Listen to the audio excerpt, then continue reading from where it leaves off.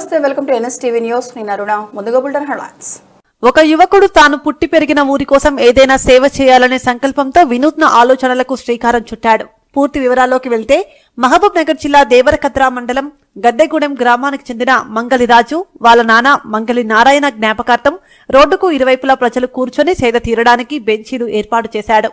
ఈ సందర్భంగా రాజు మాట్లాడుతూ, మా గ్రామం గద్దెగూడెంతో పాటు వెంకటాయపల్లి, దేవరకద్ర, మన్యంకొండ, కోటకద్ర గ్రామాలలో బెంచీలు వేయడం జరిగిందని, ఈ బెంచీలు వేయడానికి 2,50,000 రూపాయల ఖర్చయిందని, నేను మా గ్రామంలోని ప్రభుత్వ పాఠశాలలో చదువుకుని ఈ రోజు ఉన్నత స్థాయికి ఎదగడానికి కారణం మా గ్రామం కావున మా గ్రామం రుణం తీర్చుకోవడానికి భవిష్యత్తులో మరిన్ని సామాజిక సేవా కార్యక్రమాలు చేస్తారని తెలియజేశారు. రాజు చేస్తున్న మంచి పనులను గుర్తించి వివిధ గ్రామాలకు చెందిన ప్రజలు అభినందిస్తున్నారు.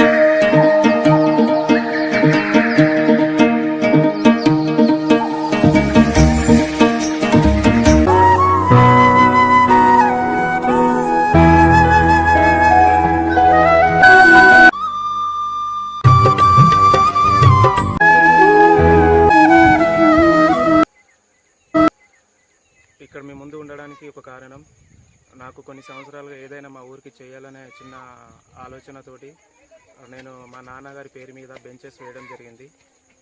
మా అందరికీ ఇది ఒక ఆలోచన ఎందుకు వచ్చిందంటే, చాలామంది నేను చదువుకునే టైంలో బయట ఇంటర్వ్యూకి వెళ్ళడం కానీ అక్కడ కానీ ఎక్కడైనా రోడ్ పక్కన కూర్చోవడానికి ఎక్కడ రోడ్ పక్కన ఒక కుర్చీ కానీ బెంచెస్ కానీ ఉండలేవు.